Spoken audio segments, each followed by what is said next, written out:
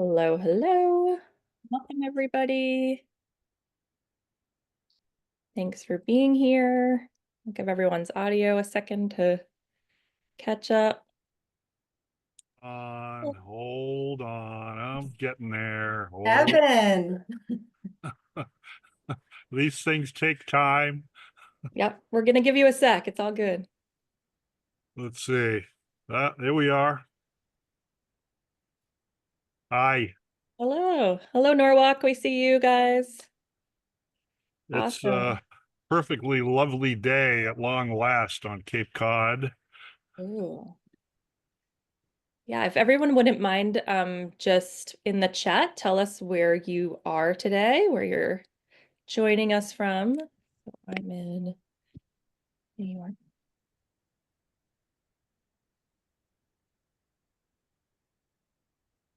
And we're just going to give everyone a second.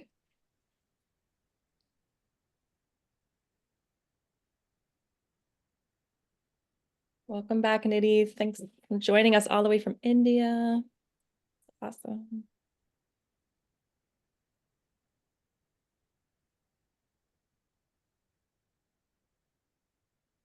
Glad to have our Norwalk crew. Thanks, guys, being here. All right, looks like everyone's settled and on. So just welcome everyone to today's really exciting webinar, Exploring the Blue Economy. So I'm Megan Marrero. I am representing the USA Blue Schools and the National Marine Educators Association. And one of our blue schools, I see at least one is on today, which is terrific. And so I'm actually going to stop talking and turn it over to our guest speaker today, Captain Breezy, because what she has to say is way more interesting than what I have to say. And I'm going to let her introduce herself and tell you about all the cool work she's done. If you have questions, you can start putting them in the chat, and I think we'll try to address some of those closer to the end. So Captain Breezy, I'm going to turn it over to you. Yeah, welcome. Thank you for having me. So Megan mentioned that my name's Captain Breezy. I'm a 200-ton captain, so I drive larger boats, but not the really huge boats. And from the course of my work, I've worked at multiple aspects of the blue economy. So everything from tourism to maritime security to being in the Coast Guard and currently a volunteer firefighter to marine science. So I make the joke I'm a boat captain so I can afford to be a scientist. And my passion's deep sea and polar exploration. So my father's from Canada, so I make jokes that I have maple syrup in my veins so I can withstand the cold temperatures. So I do a lot with blue economy workforce development. So what we're going to go over today is a little bit about what the blue economy is and opportunities that I've done in the past that are available for kids your age to go and explore, because just because you're learning something in class, seeing something on a screen, the best chance you have on learning and experiencing it is trying to get there in person. And luckily with your generation, they have a lot more opportunities available than when I was a kid. So take advantage of them. So let's hop in. Let's see.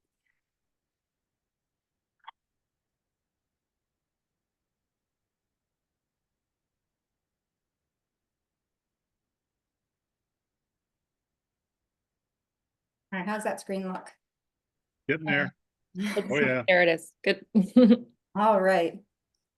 So what we're going to talk about today, I want you to really stop and think on how much we depend on the ocean, because it's not just a beautiful place to visit. It actually plays a huge role in our daily lives. So we're going to dive into what we're calling the blue economy and see how we're connected to the sea.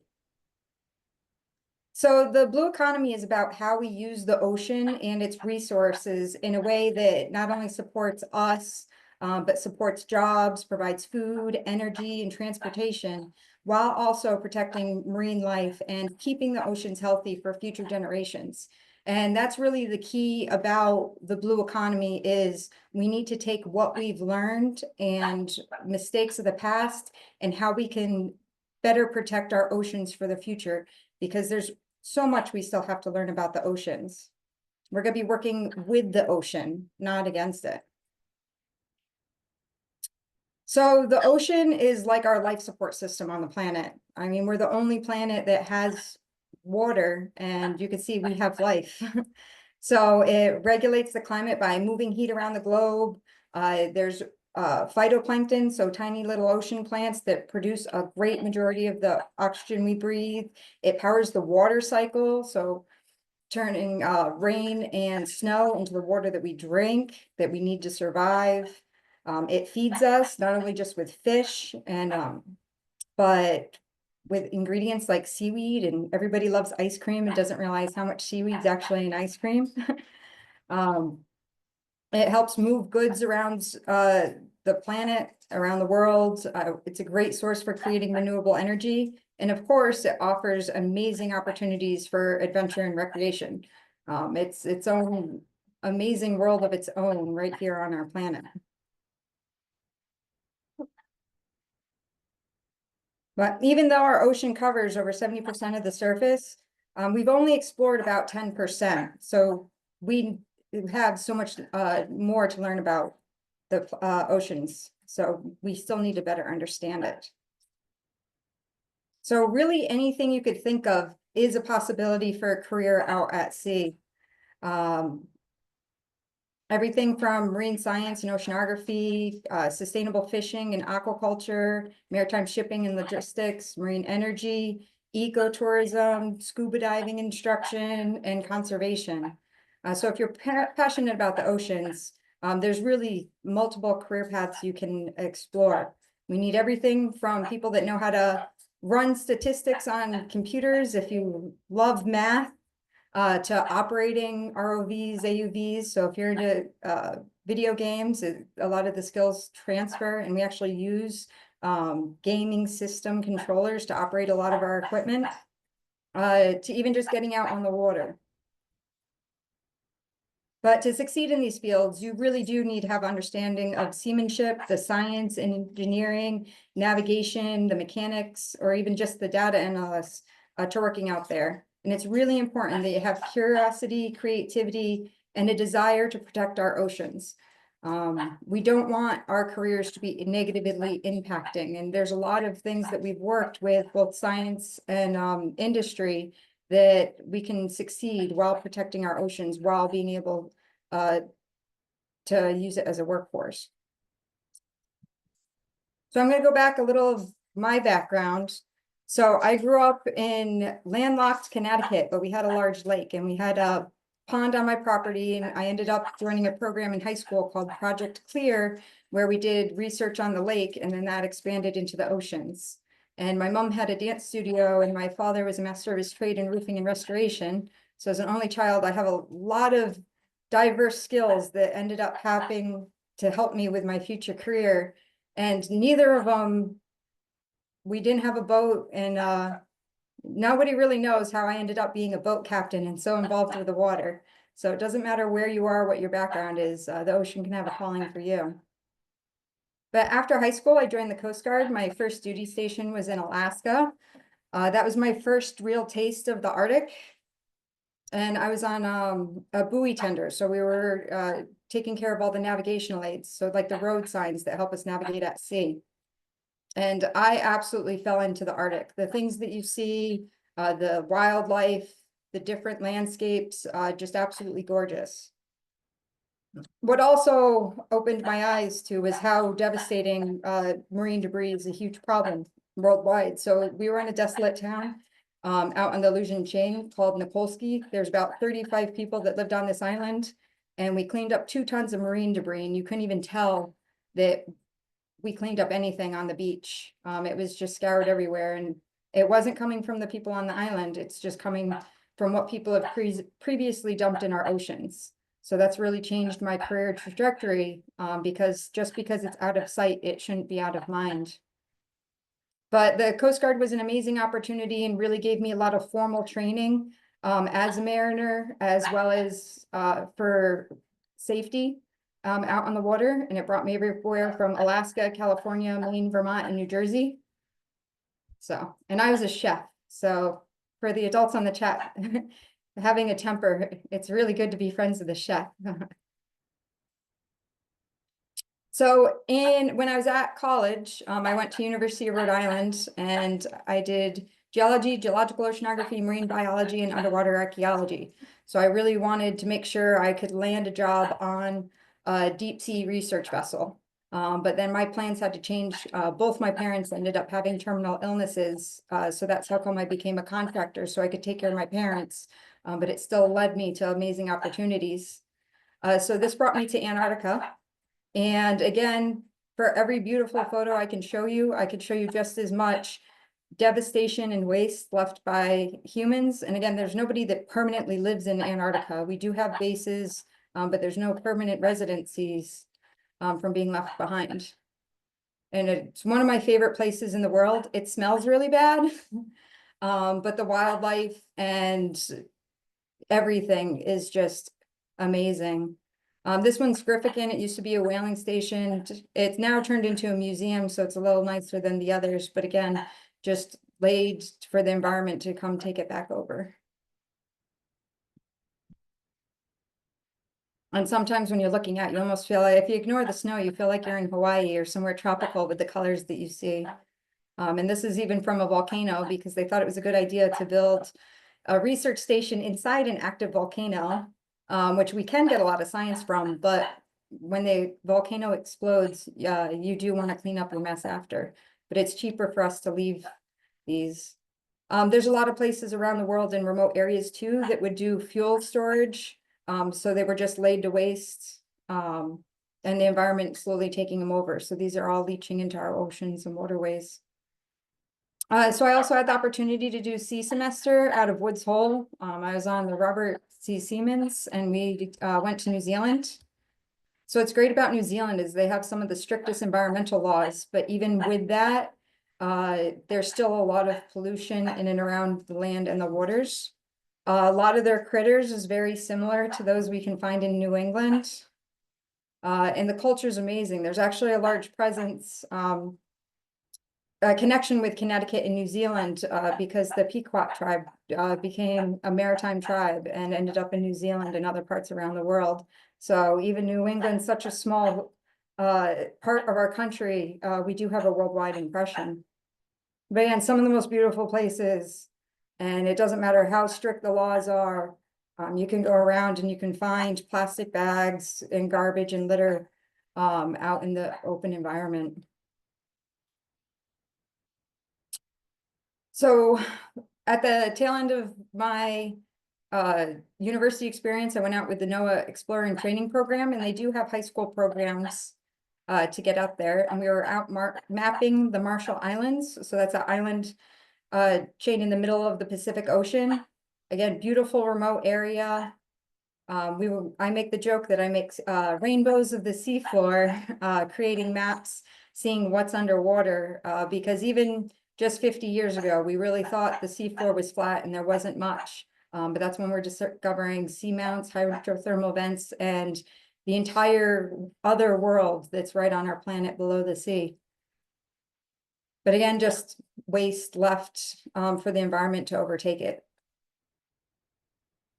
So the May internship, I got to go back to Alaska as a civilian with the Coast Guard. So it was interesting seeing the difference as a civilian working opposed to when I was in service. So we were studying a lot of different ocean currents, and we were studying phytoplankton, plankton toxic blooms. And again, with a lot of seafloor mapping. But these are reasons why I love the Arctic. It's gorgeous. You can see for miles. The hours of darkness, the hours of light, and my favorite, the Northern Lights that we've been lucky enough to be seeing in the past this year. We've seen the Northern Lights 3 or 4 times down here so far. But the gems of the Arctic. The Arctic doesn't smell as bad as Antarctica. There's not as much penguin guano. Now going into some of my passion, I'm a horrible surfer. I'm more of a snowboarder, but it doesn't stop me from trying and going out in the water. But we went down to Nicaragua and we worked in this town called Sutiaba. And the important thing was we asked the town what we could do for them. We didn't tell them this is what we'll do for you. And they asked us to help build a community center, which also is purposed as a school and just a gathering hall for the town. And when you go to some of these coastal nations, it's interesting because a lot of the people won't go into the water but it's more, they have a understanding and appreciation for how the ocean can be or the dangers it can possess. But now that we have tools recreationally, it's cool seeing everybody getting out and appreciating the water. But also when we go to Nicaragua, remember, that's one of the countries we send our garbage and trash, and that fence in the background is only what's separating that garbage from the ocean just beyond it. So again, going into that out of sight, out of mind, just because we do something doesn't mean our impact isn't somewhere else worldwide. This expeditions, we were snorkeling the Northwest Passage up in Canada. So we were doing a snorkel relay and did scuba diving. We actually had, and we also did aquarium programs, bringing the ocean to eye level. Because again, up in the Arctic, it's not like you're going to go swimming or snorkeling every day. The waters are much colder, a lot heavier current. And even though the Inuit are a sustainable living culture, a lot of times they're not actually seeing what the critters look like underwater compared to when you harvest them and see them in land. So you might have seen that fish that it looks brown and kind of funny on land, but when it's in the water, it's multiple different colors and just gorgeous. And we were doing ROV programs, so underwater robots, using them to see what's underwater. And we actually brought students out snorkeling and scuba diving, and we trained a few of the local women to get scuba dive certification. And you can't just forget about the colors. If you see in the bottom left, there's a snail that's iridescent blues and purples, colors you don't even think and that don't get captured well through photos. You usually think of the Arctic as all white and dark and gray. But again, even in remote areas with sustainable living cultures, our garbage from everywhere washes up on our shores everywhere. Western Greenland has the cutest puppies on the planet. And even with the colorful homes and everything, you could turn around and plastic bags are just everywhere. And something that's really interesting about the Arctic is you can still find a lot of the plastic materials with different languages on them, proving it's just from all over. It's not just from one source, and it's just how the oceans connect us. This was a sailing expedition, so getting out on the water. We're doing marine debris, microplastics, and ocean toxin studies from the UK to the Azores, and we're out in the middle of the Arctic. And I'm sorry, the middle of the Atlantic, and still finding microplastics and bits in our waters with no land to be seen. This latest expedition was with the Explorers Club. So that's a really great resource for student opportunities. And we went to Honduras, and we were actually tagging 6-gill sharks. So what's great about this group is there's only a few of us that were ocean professionals, and we actually were the first to tag a 6-gill shark at depth, which was beating out a lot of professional, famous ocean exploration agencies. I won't mention them. And it was even funnier that a lot of our funding was from an adult beverage company. So again, getting to creative, but really showing the diversity of different backgrounds, how we can approach exploring our waters and help solving problems. Sometimes it just takes somebody else with a different perspective. And I love the deep sea. I mean, it's like a whole new world. So if you've seen James Cameron's Avatar movies, it really is a whole different planet. And we even discovered a new jellyfish, which was really cool. But again, this was 2,000 feet deep and just looking amount of garbage debris left on our planet. So from my travels, I mean, the beauty of the ocean and what we could see. But again, it's what's out of sight, out of mind. Our impact is through our oceans travels around the world. It's not just on our back door. And the less that we're physically there seeing it, the less we think to do something about it. So that's really the importance of the blue economy, is we need to learn from our mistakes and our choices. And it goes from everything with how we fish, how we build, how we use energy, and how that's going to shape the future of our ocean and the planet, because we need to take care of the ocean because it takes care of us. So I like to say, that many of the skills from the oldest trades like fishing, sailing, boat building are becoming part of the innovative solutions for today. For the biggest challenges we're facing, like climate change and food security. So skills will take you a lot further. Your knowledge should help guide you. But again, there's a lot of things we don't know because we haven't even explored it yet with how much of our oceans are still there. So the ocean connects us. So, oops. I hope you guys enjoyed, and I'll open up to any questions. Thank you. Thanks so much for sharing all of your amazing travels. It's pretty amazing. So you kind of briefly said that Antarctica is one of your favorite places. Any other favorites? I love the food of the Azores, and I might be a little biased because like Southern New England, we do have a large Portuguese culture, but the food there is just so much better. It's always better at home. But yeah, that's one of my favorite. I love New Zealand. Just because the people and the adrenaline, it's a very active, I mean, you could go bungee jumping, whitewater rafting, snowboarding. It's a lot more of an energetic culture, I feel, when I go there. So I fit right in. But yeah, Antarctica is beautiful, but it smells really bad. You're not the first person to say that. Those penguins are stinky. Yeah. All right. I want to give the opportunity to our students first. Mr. Faldick, do we have any students who have questions? We do. Fabulous. Why don't you guys come on up? I don't know. Is anyone feeling brave? Go ahead. So it's like, yeah. Hi. Hi. My question was, where are you gonna like travel next, or like where do you kind of want to like travel to? So my next trip, I do a lot with snowboarding and adaptive snowboarding with veterans. So I'll be down in Argentina in August with some friends, but I had a lot of personal demise in the past few years, so it's just working through that. I had a lot of loss in my family, so it's just moving on, readapting and moving forward. But yeah, I'm finally back in a place where I could travel as much again, and it feels good. I haven't left the country in a year and I've been getting antsy. Anybody else? If you have a question, jump up. Come on. Nobody else has questions.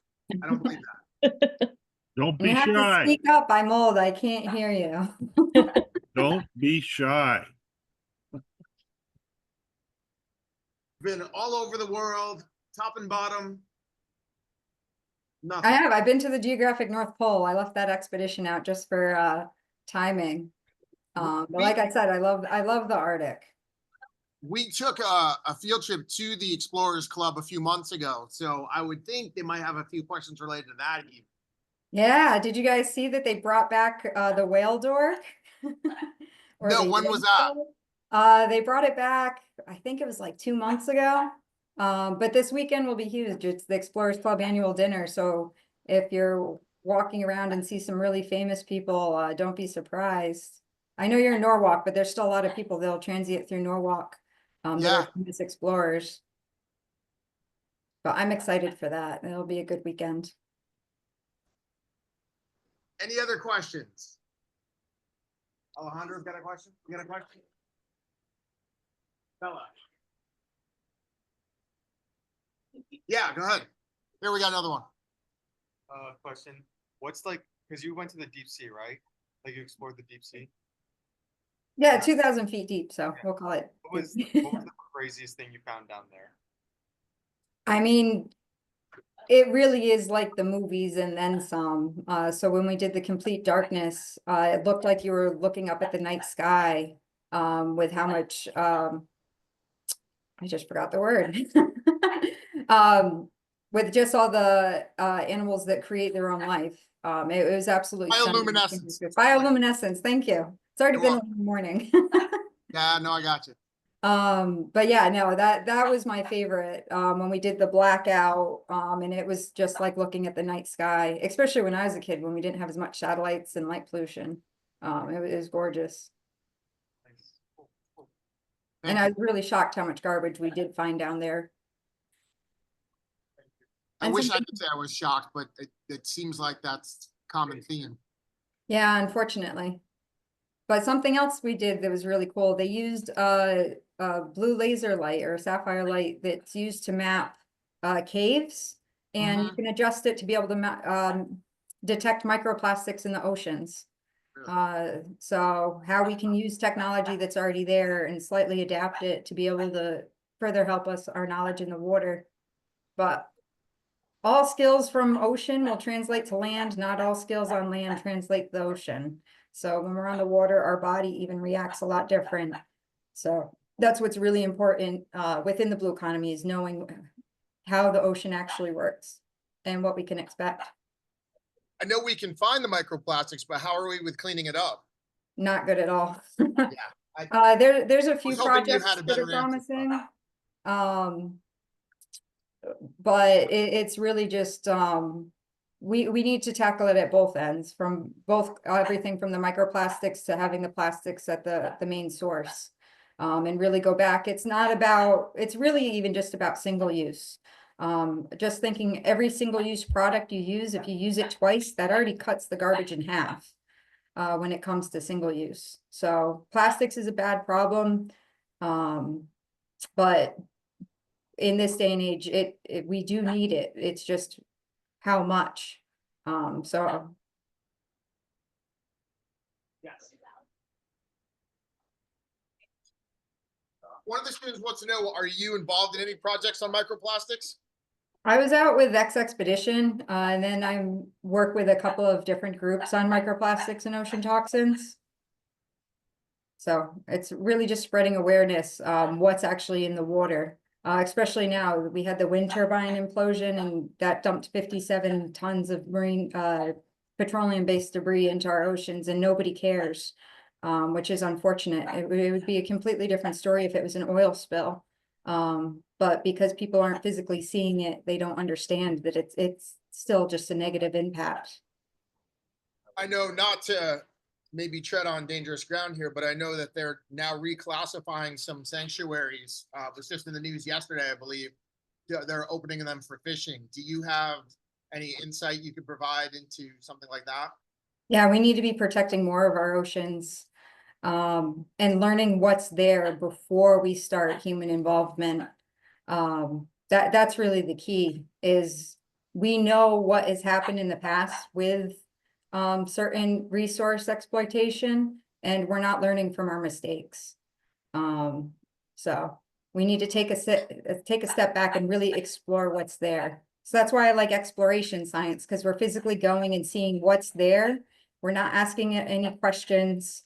We're not limited by what we think we're gonna find. We just go and observe and learn. And like I said, less than 10% of our oceans has been explored, and by human eyes, it's only a few football fields. So it's really crazy perspective when you think about it. Anything else, folks? Well, I certainly want to say thank you for taking the time with us today. I really enjoyed it. Of course. So glad you guys were able to come in. I have another question We that got might, one more question. Hold oh, on. sorry, go. That's why just Yep. What are like other like kind of projects people are working on right now? Like if you know. I missed that last part. What kind of He wants projects? to know if there are any other projects, things, I guess, globally or internationally that, they might be interested in. Yeah, do you want for like marine debris? Do you want for exploration? There's a lot of them. Exploration. She says exploration. Nice. So it's really cool, especially because you guys are in Norwalk. You're not that far from New York City with the Explorers Club. There's a lot of student opportunities, even with programs like Project Oceanology and NESS, New England Sailing, right in our backyard. Even with all the projects with the aquarium, you don't have to travel far to get involved with this ocean exploration. It's really right at our door, and you guys are on the Sound, so you guys are even luckier. You don't have to have an hour commute. But my favorite that I tell everybody, find what your topic is or what you think you want your career to be in the future, and first try and live that before you finish high school, before you go into college. Because I have so many friends that went to college for especially ocean science degrees, and they never were on a boat. They never knew they got seasick. They never knew they could deal with the smell because those can be smelly. But there's opportunity for any career you want involved within the blue economy. It's just putting the skills together to get there. But go do and learn and get off your screens and go live it in person. Yeah, anyone have any sort of career questions, advice? I mean, as you folks are, digging into the next step. Yeah, there's tons of opportunities that most of them are paid for your generation. So it's really cool to see. Like I said, just Google whatever your interest is, whatever part of the world is, and say opportunity for high school kids, and there'll be stuff that will be generating. And again, the resources right here, like the Explorers Club and a lot of our aquarium and ocean based nonprofits in the area. I'd like to put in a plug for the mate ROV competitions. Yeah. www.marinetech.org. And that's a program that's available for middle school, high school, and college age students. And there it is. Thank you very much for that, Megan. I've devoted 17 years of my life to it, and I aged out of it 2 or 3 years ago and handed it off to younger folks. But it is transformative. A lot of students that get into mate really find their purpose in life by high school and continue pursuing it relentlessly, and it opens up all sorts of opportunities. If you look on that website, you'll see that there are job openings, internships, places to volunteer. It's just it'll keep you busy for the rest of your life if you really pile in on it. Other than that, I don't have much to say. I think our Norwalk friends, haven't you guys done some ROV work? Maybe you want to share a little bit of that with us? We have been doing some ROV work. That's not your class though, right? That's the other Oh, class. okay. Wrong Wrong class. class. My bad. It's built. I mean, I can wheel it out. It's built, but it's We trust you. We do have a couple other questions in the chat if you want to take a look. So the last one kind of goes along with like this career path that we were thinking about. Is it necessary to have a degree in marine science to become a marine educator, or can someone with postgraduate degrees and work experience also move in? I'm a huge, if I didn't have my trades background, especially during the pandemic, I wouldn't have had any sort of work or jobs or skills. And so I'm a huge fan of real life experience, because I've seen so many times in the past people making large decisions that have never even been to that environment, been to that area. And what looks good on paper doesn't work good at all in the real world. And one of my favorite questions when we're testing equipment in the ocean is, do you remember that water's wet, salt corrodes, and there's pressure underwater? Because that's so many people forget basic ocean 101. And that's where we even see at your age, when you're preparing for the workforce. I've been a snowboarding instructor for 20 years, and that's brought me international around the world. And then just the skills from learning, teaching, moved forward. I'm now a fire service instructor with the fire department. I go and teach at multiple schools, different science-based projects, but a lot of it goes back to the physical skills. Skills are a lot more transferable. Knowledge you can always learn if you know how to learn. But skills, they'll last a lot longer. Nice, I have the blue robotics one too. yeah. So the students were able to build 2 of these. We have 2. Nice, I just fried. If you have the new batteries that were post-pandemic. They're frying the circuit board. So just be Oh. wary. Yes, that happened to us too. We have one at Nismia and it completely overheated and whatnot. So Yeah, the old batteries worked, but the new batteries. yeah, So that's they'll another replace. instance. It looks good on paper. It's supposed to work, but when you actually go to plug it in, it didn't. But they did work with I, us to get it fixed, just as a FYI. So they were great to work with. But yeah, we had the same exact issue over here with ours. we haven't had ours out yet. So they were just built and then it was winter. We were going to go to a pool. We had a couple of staffing issues. So they haven't hit the water yet, but soon. Yeah. Nice. Yeah, I just wanted to echo something that you were talking about, Captain Breezy. I think our Nidhi, who is in the chat asking about engineering transferring, I think that's so important right now Oh, because 100%.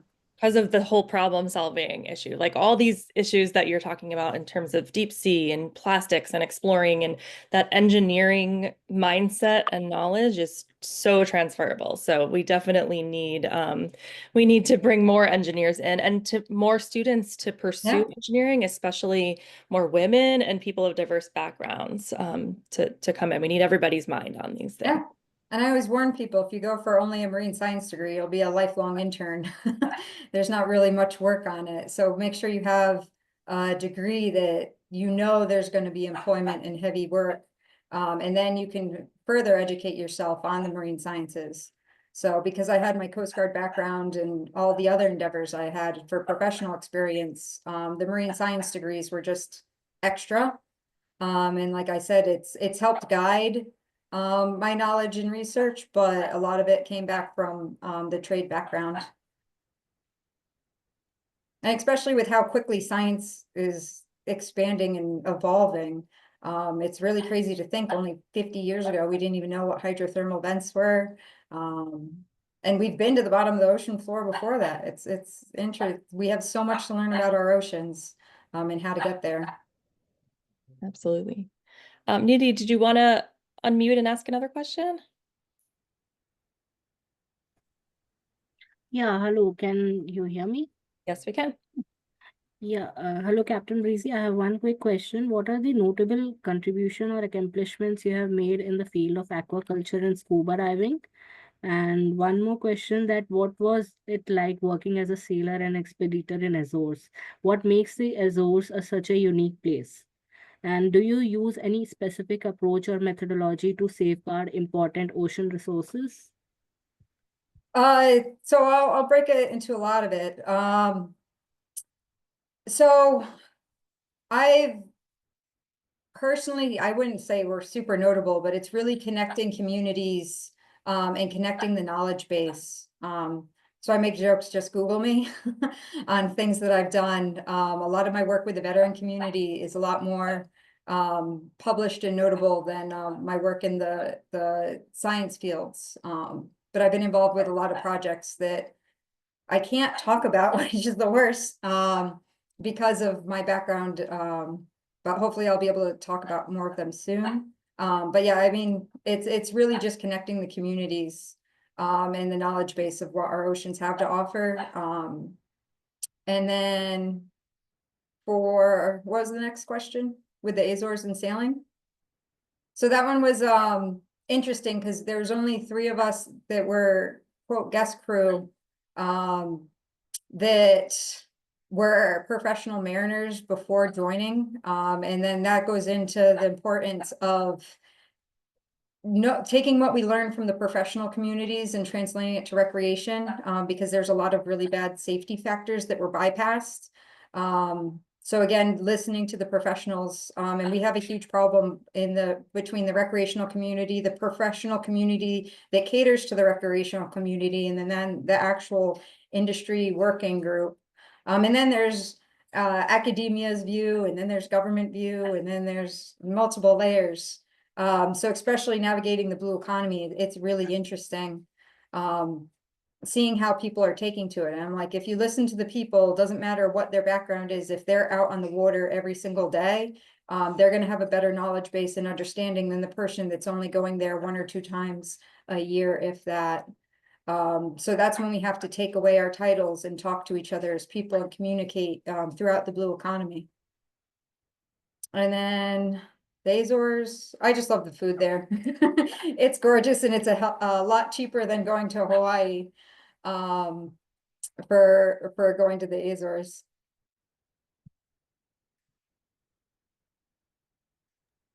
Great. Any other questions from the audience before we sort of close up?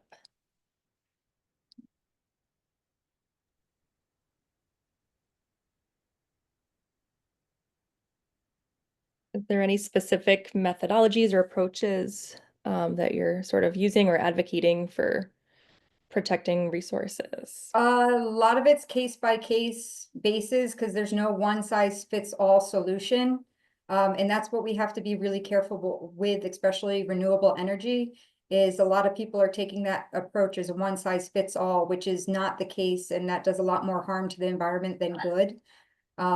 So there are amazing technology and tools and ways for us to conquer our environmental problems, and with how different how unique our world is, it's never going to be a one size fits all solution, which is really the takeaway. Agreed. And I think like just echoing what you said before, the collaborative approach and really like asking the people who are on the water and or live in that area or, bring in traditional knowledge, for example, is so critical and frequently overlooked. So I'm really glad that you brought that up. Yeah. Yeah, one of my favorite ones. I was not on part of this one. I've been to the North Pole, but not with this one. But asking students, how young do you think is the youngest kid that went on a scientific expedition to the North Pole? Let's see if any of them will come out with some answers. Anyone want to guess on that? Newborn. I have no idea. Close. That was a 2.5-year-old, 2 5-year-olds, and a 7-year-old. And why it's so important to bring different ages in is, one, there's a lot of knowledge out there that isn't written down that was passed on through generations. And two, if you haven't been predisposed to this thought process, you're going to ask questions that we don't think to ask anymore. So like I said, I'm asking grown adults, do you remember that water's wet? Because I can't tell you how many times they forget, especially water and electricity that don't mix. But again, going back to the physical skills and being there, the chart will give you a plethora of knowledge, but you don't know until you physically get there. So important.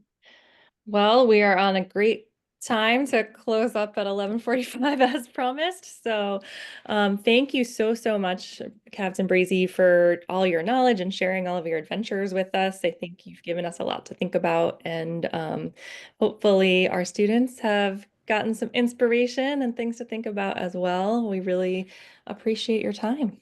Of course. Thank you for having me. All right. Thanks, everyone. Have a wonderful day. Bye. Bye. Thank you, ma'am. Of course, it was a pleasure. And feel free to reach out. Sure, thank you.